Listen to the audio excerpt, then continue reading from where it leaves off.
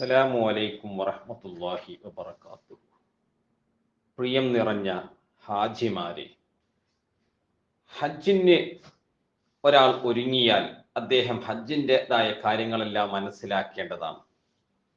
അത് പരമാവധി നമ്മൾ പഠിക്കുകയും വേണം, അത് ജീവിതത്തിൽ ഉപകാരപ്പെടുത്തുകയും വേണം.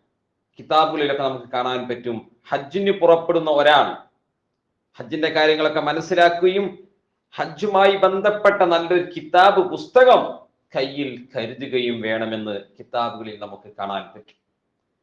ഞാനിപ്പോൾ നിങ്ങൾക്ക് പറഞ്ഞു തരാൻ പോകുന്നത് ഹജ്ജിന്റെ ഏറ്റവും ചുരുങ്ങിയ രൂപമാണ്. അതാണ് പറയാൻ പോകുന്നത്. നമുക്ക് പറയാനും കേൾക്കാനും ജഗന്നിയന്താവായ അള്ളാഹു തൗഫീഖ് നൽകുമാറാകട്ടെ എന്ന് ദുആ ചെയ്തുകൊണ്ട് ഞാൻ വിഷയത്തിലേക്ക് കടക്കുകയാണ്. ഹജ്ജിന്റെ വിഷയത്തിൽ എന്തുണ്ട്? വാജിബാത്തുകളുണ്ട്, അതേപോലെ റുക്കിനുണ്ട്, സുന്നത്തുണ്ട്. സാധാരണ നിസ്കാരങ്ങളിലും മറ്റുമൊക്കെ സുന്നത്തും ഉണ്ടാകും, വാജിബും ഉണ്ടാകും, റുക്കിന് ഉണ്ടാകാറില്ല. എന്നാൽ ഹജ്ജിനെ സംബന്ധിച്ച് അങ്ങനെയല്ല, റുക്കിനുമുണ്ട്, സുന്നത്തുമുണ്ട്, വാജിബുമുണ്ട്. അപ്പോൾ ഈ ഹജ്ജിന്റെ രൂപങ്ങൾ വളരെ ചെറിയ രൂപത്തിൽ നമ്മൾ ഏറ്റവും ചുരുങ്ങിയ ബ്രീഫായിട്ടാണ് പറയാൻ പോകുന്നത്. നിങ്ങളൊക്കെ പഠിച്ച ആളുകളാണ്, മനസ്സിലാക്കിയ ആളുകളാണ്. എന്നിരുന്നാലും ചെറുതായി ഒന്ന് ഇവിടെ വിവരിക്കുന്നു എന്ന് മാത്രം.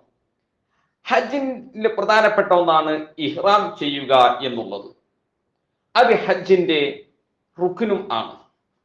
അത് എന്നാണ് ഇഹ്റാം ചെയ്യേണ്ടത്? ഹജ്ജിന് ഒരുങ്ങിയ ഒരാൾ, ഹജ്ജിന് പുറപ്പെട്ട ഒരാൾ ഇഹ്റാം ചെയ്യേണ്ടത് എന്നാണ്? ശവ്വാൽ 1 മുതൽക്ക് പെരുന്നാളിന്റെ ദിവസം വരെ അദ്ദേഹത്തിന് എന്ത് ചെയ്യാം? ഹജ്ജിന്റെ ഇഹ്റാം ചെയ്യാം. ദിവസത്തിന്റെ രാത്രി വരെ കേട്ടോ, അതുവരെ അവർക്ക് എന്ത് ചെയ്യാം? ഇഹ്റാം ചെയ്യാം. എവിടെ നിന്നാണ് ചെയ്യേണ്ടത് നമ്മൾ മനസ്സിലാക്കണം. മക്കക്കാർ അല്ലാത്ത ആളുകളാണെങ്കിൽ എവിടെ നിന്നാണ് ചെയ്യേണ്ടത്?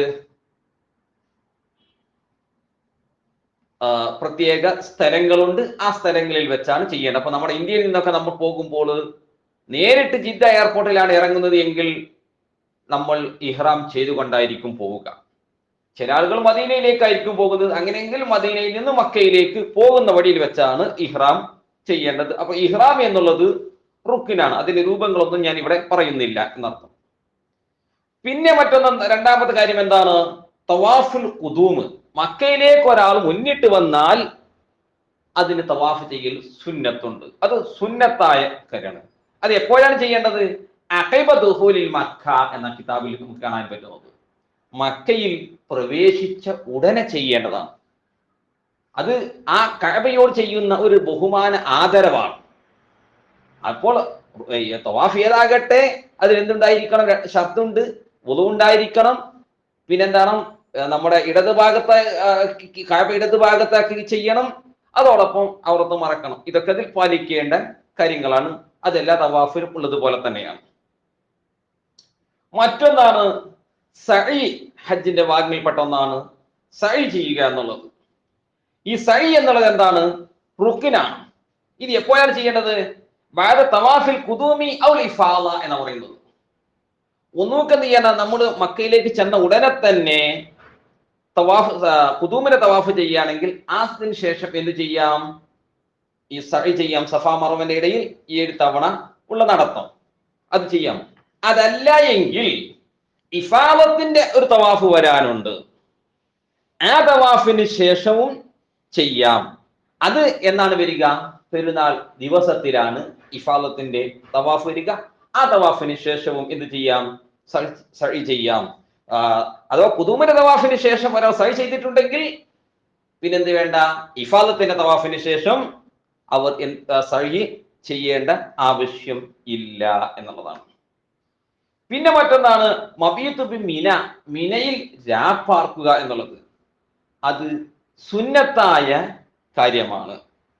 ചില കുറച്ച് വിശദീകരിക്കാനുണ്ട്. അത് എപ്പോഴാണ്? ലൈലത്ത് അറഫ, അറഫായുടെ രാത്രിയിൽ അവിടെ മിനയിൽ താമസിക്കുക എന്നുള്ളത് എന്താണ്? അത് സുന്നത്തായ കാര്യമാണ്. നമ്മൾ മനസ്സിലാക്കണം. എപ്പോൾ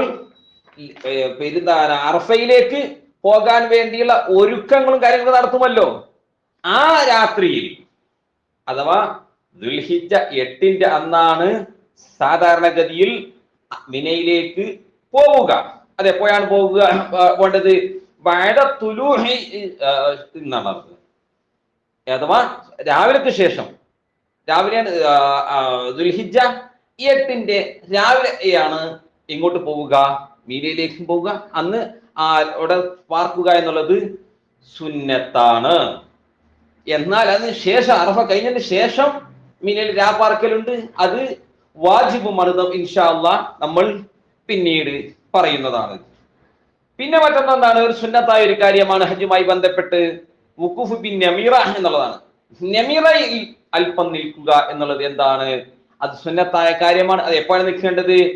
ഖബില ദവാലി യൗമി അറഫ, അറഫ ദിവസത്തിലെ ഉച്ചക്ക് മുമ്പായി സൂര്യൻ മധ്യത്തിൽ നിന്ന് തെറ്റുന്നതിന് മുന്നോടിയായിട്ട് നമീറയിൽ നിൽക്കുക എന്നത് സുന്നത്തായ കാര്യമാണ്. ഹജ്ജുമായി ബന്ധപ്പെട്ട് ഏറ്റവും പ്രധാനപ്പെട്ട കാര്യമാണ്. ഒരിക്കലും അത് നഷ്ടപ്പെട്ടാൽ പരിഹരിക്കാൻ പറ്റാത്തതുമായ ഒരു കാര്യമാണ് അറഫയിൽ നിൽക്കുക എന്നുള്ളത്. ഈ അറഫയിൽ നിൽക്കൽ എന്താണ്? ഹജ്ജിന്റെ റുക്നിൽപ്പെട്ടതാണ്, ഏറ്റവും പ്രധാനപ്പെട്ട. അല്ല, ഹജ്ജു അറഫ, ഹജ്ജ് എന്ന് പറഞ്ഞാൽ അറഫയാണ്. അറഫ ഒരാൾക്ക് നഷ്ടപ്പെട്ടാൽ പിന്നീട് അവർക്ക് എന്തില്ല? ഹജ്ജില്ല. അതുകൊണ്ട് തന്നെ വളരെ പ്രധാനപ്പെട്ട ഒന്നാണ് അറഫ എന്നുള്ളത്. അറഫ ഒരു നിലക്കും നഷ്ടപ്പെടാൻ പാടില്ല. രോഗികളാണെങ്കിൽ, അത് മറ്റ് അവശരാണെങ്കിൽ, എങ്ങനെയെങ്കിലും പറ്റുമെങ്കിൽ അവിടുത്തെ സർക്കാർ എന്ത് ചെയ്യും? ആംബുലൻസിലെങ്കിലും അറഫയിലേക്ക് അവരെ കൊണ്ടുവരും. അറഫ എന്ന് പറയുന്ന ആ ഭൂമിയിൽ അവര് ഉണ്ടാവയാൽ മതി എന്നർത്ഥം. അത് ഏത് രൂപത്തിലായാലും ശരി, കിടക്കാം, ഉറങ്ങാം, ഇരിക്കാം, നിസ്കരിക്കാം, എന്തും അവിടെ ഉണ്ടാകൽ നിർബന്ധമായ അത് എന്താണ്? ഹജ്ജിനെ സംബന്ധിച്ചോളം റുക്നിൽപ്പെട്ടതാണ്. എപ്പോഴാണ് അറഫയിൽ എത്തേണ്ടത്? അത് ഏറ്റവും സുന്നത്ത് എന്താണ്? ബഅദ സവാലി യൗമി അറഫ, എപ്പോൾ ഉച്ചയ്ക്ക് ശേഷമാണ് അറഫയിൽ നിൽക്കേണ്ടത്. അപ്പൊ ഏറ്റവും ശ്രേഷ്ഠമായ രൂപം എങ്ങനെയാണ്? വല്ലഫ്ളു ജംഉ ബൈനൻ നഹാരി വല്ലൈലി, രാത്രിയും പകലും കൂടുന്ന രൂപത്തിൽ, രണ്ടു നേരവും നിന്ന രൂപത്തിൽ നിൽക്കലാണ്. അപ്പൊ എന്ത് ചെയ്യാ? ഉച്ചയ്ക്ക് ശേഷം അറഫയിൽ നിൽക്കുന്നു, മഗ്‌രിബ് ബാങ്ക് കൊടുത്ത് കഴിഞ്ഞതിന് ശേഷം, രാത്രിയായല്ലോ, കുറച്ചു നേരം അവിടെ നിന്ന് അതിന് ശേഷമാണ് അറഫയിൽ നിന്ന് തിരിച്ചു പോരേണ്ടത്. അപ്പൊ സാധാരണഗതിയിൽ നമ്മളൊക്കെ എന്താണ്, യാത്രക്കാരായത് കൊണ്ട് തന്നെ ഇശയും മഗ്‌രിബും ജമാഅത്തും പിന്തിച്ച് ജമാഅത്തും എന്നിട്ട് നിസ്കരിക്കാൻ എവിടെ വെച്ചാണ്? മുസ്ദലിഫയിൽ വെച്ചായിരിക്കും നിസ്കരിക്കുക. അപ്പോൾ അറഫയിൽ നിന്ന് മഗ്‌രിബിന് ശേഷം പുറപ്പെടുന്നു എങ്ങോട്ട്? മുസ്ദലിഫയിലേക്ക്. മുസ്ദലിഫയിൽ നിൽക്കുക എന്നുള്ളത്, രാപ്പാർക്കുക എന്നുള്ളത് എന്താണ്? അത് വാജിബാണ്. അറഫയിൽ നിൽക്കൽ റുക്നാണെങ്കിൽ മുസ്ദലിഫയിൽ നിൽക്കൽ എന്താണ്? വാജിബാണ്. അത് എപ്പോഴാണ് അവിടെ എത്തേണ്ടത്? രാത്രിയിലാണ്. അറഫ കഴിഞ്ഞ് ഇതിന് ശേഷം രാത്രിയിലാണ് മുസ്ദലിഫയിൽ രാപ്പാർക്കേണ്ടത്. അത് കഴിഞ്ഞിട്ട് എന്താണ്? പിന്നീട് സുന്നത്തായ ഒരു കാര്യമാണ് വുഖൂഫി മശ്അരിൽ ഹറാമിൽ നിൽക്കുക എന്നുള്ളത് സുന്നത്തായ കാര്യമാണ്. അതെപ്പോഴാണ്? പെരുന്നാൾ ദിവസത്തിൽ സുബ്ഹിക്ക് ശേഷമാണ് മശ്അരിൽ ഹറാമിൽ നിൽക്കൽ സുന്നത്തുള്ളത്. അത് കഴിഞ്ഞതിന് ശേഷം എന്താണ്? കല്ലേറാണ്. അതെന്നാണ് എറിയേണ്ടത്? അത് പെരുന്നാൾ ദിവസത്തിൽ എറിയേണ്ടതാണ്. അത് ജംറത്തുൽ അഖബ, ഒന്നിനും ഒറ്റ ഏറ് മാത്രമേ അന്നുണ്ടാവുകയുള്ളൂ. 7 കല്ലുകൾ വേണം. ആ കല്ലുകളൊക്കെ എവിടെ വെച്ച് പൊറുക്കണം? മുസ്ദലിഫയിൽ വെച്ച് പൊറുക്കേണ്ടതുമാണ്. ഒരു തൂണിന് മാത്രമാണ് പെരുന്നാൾ ദിവസത്തിൽ എറിയേണ്ടത്. അത് വാജിബായ കാര്യമാണ്. അപ്പൊ അതെപ്പോഴാണ് അതിന്റെ സമയം? ഇത് പെരുന്നാൾ ദിവസത്തിൽ അല്ലാതെ അതിന്റെ സമയം വരുന്നത്, അതോ ഏറ്റവും ശ്രേഷ്ഠമായ സമയമാണ് പെരുന്നാൾ ദിവസത്തിലെ സുബ്ഹിക്ക് ശേഷമാണ്.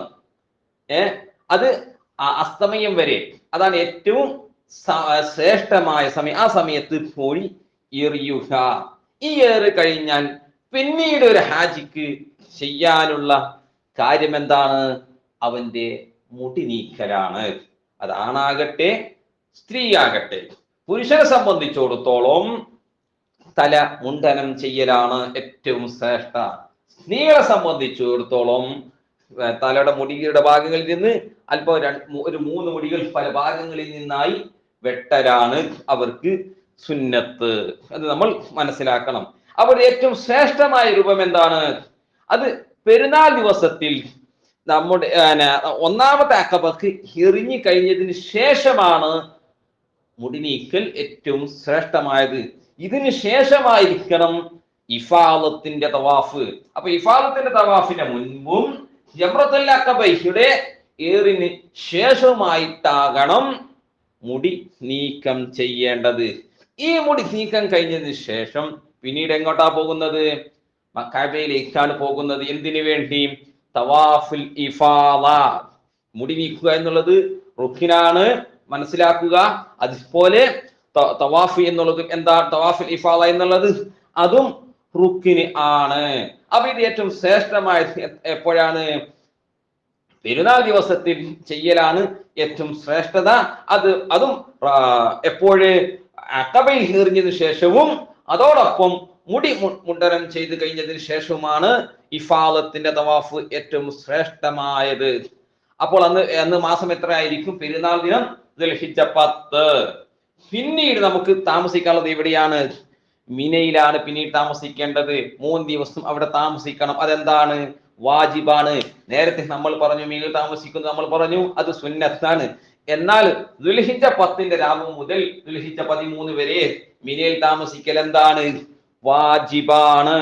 അത് അവിടെ ആ സ്ഥലത്ത്, ആ മിനയിലെ പ്രത്യേകമായ നിർണയിക്കപ്പെട്ട ആ സ്ഥലത്ത് ഉണ്ടാവുക, അവിടെ താമസിക്കുക. ദുൽഹിജ്ജ 13 വരെ അവിടെ താമസിക്കുക എന്നുള്ളത് അത് വാജിബായ കാര്യമാണ്. പിന്നീട് ചെയ്യാനുള്ളത് എന്താണ്? പിന്നീട് ദുൽഹിജ്ജ 11, 12, 13 തീയതികളിലായി എന്ത് ചെയ്യുക? 3 ജംറകൾക്കും എറിയുക. അതെന്താണ്? വാജിബാണ്. എപ്പോഴാണ് അത് എറിയേണ്ടത്? ബഅദൽ സവാലി കുല്ല യൗമി ഇലാ ആഖിരി അയ്യാമി തശ്രീഖ്. എല്ലാ ദിവസവും ഉച്ചയ്ക്ക് ശേഷം. എപ്പോൾ?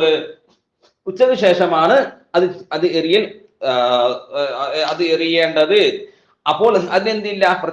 ഈ അയ്യാമു തശ്രീഖിന്റെ അഥവാ അയ്യാമു തശ്രീഖ് 13, ദുൽഹിജ്ജ 13 അതുവരെ എറിയേണ്ടതാണ്. അപ്പം 3 ദിവസവും പോയി എറിയണം. അത് നമ്മൾ പ്രത്യേകം മനസ്സിലാക്കണം. ഏറ്റവും നല്ലത് എന്താണ്? അസ്തമയത്തിന്റെ മുന്നോടിയായി ചെയ്യലാണ് എന്നർത്ഥം. അത് കഴിഞ്ഞാൽ പിന്നീട് നമുക്ക് ചെയ്യാൻ എന്താണ്? നുസൂല് ബിൽ മുഅസ്സബിൽ ഇറങ്ങലാണ്. അതെപ്പോഴാണ്? അത് സുന്നത്തായ കാര്യമാണ്. അതെപ്പോഴാണ്? മിനയിൽ നിന്നുള്ള ഒരു ഇതാണത്. പിന്നീട് ചെയ്യാനുള്ളതാണ് തവാഫുൽ വദാ. തവാഫുൽ വദാ എന്ന് പറഞ്ഞാൽ എന്താണ്? അത് മക്കയോട് യാത്ര പറയലാണ്. മക്കയിൽ നിന്ന് നമ്മളെല്ലാം കഴിഞ്ഞു, ഹജ്ജിന്റെ കാര്യങ്ങളെല്ലാം കഴിഞ്ഞു, നമ്മൾ നാട്ടിലേക്ക് പോവുകയാണ്. അതല്ലെങ്കിൽ മദീനയിലേക്ക് നമ്മൾ പോവുകയാണ്, അത് മറ്റെങ്ങോട്ടോ നമ്മൾ പോവുകയാണ്. ഈ തവാഫ് പറയുന്ന പേരാണ് തവാഫുൽ വദാ, വിടവാങ്ങൽ തവാഫ്. ഇതെന്താണ്?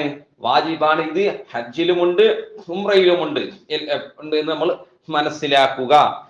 ഇത് മക്കയിൽ നിന്ന് ഒരാൾ പോകുന്നില്ല, ഹജ്ജ് കഴിഞ്ഞ് വർഷങ്ങളോളം അവിടെ താമസിക്കുകയാണെങ്കിൽ അവർക്ക് എന്തില്ല? ഈ വദാന്റെ തവാഫ് ഇല്ല, യാത്ര പറയലില്ലല്ലോ. മക്കയോട് ഇവിടെ പറയുകയാണെങ്കിലല്ലേ തവാഫ് വേണ്ടത്. അപ്പോൾ നമ്മൾ സാധാരണഗതിയിൽ മക്കയിൽ നിന്ന് പോരുന്നു, ഒന്നുകിൽ നാട്ടിലേക്ക് വരുന്നു, അതല്ലെങ്കിൽ മദീനയിലേക്ക് നമ്മൾ സിയാറത്തിന് പോകുന്നു. അങ്ങനെയൊക്കെ ആകുമ്പോൾ എന്തുണ്ട്?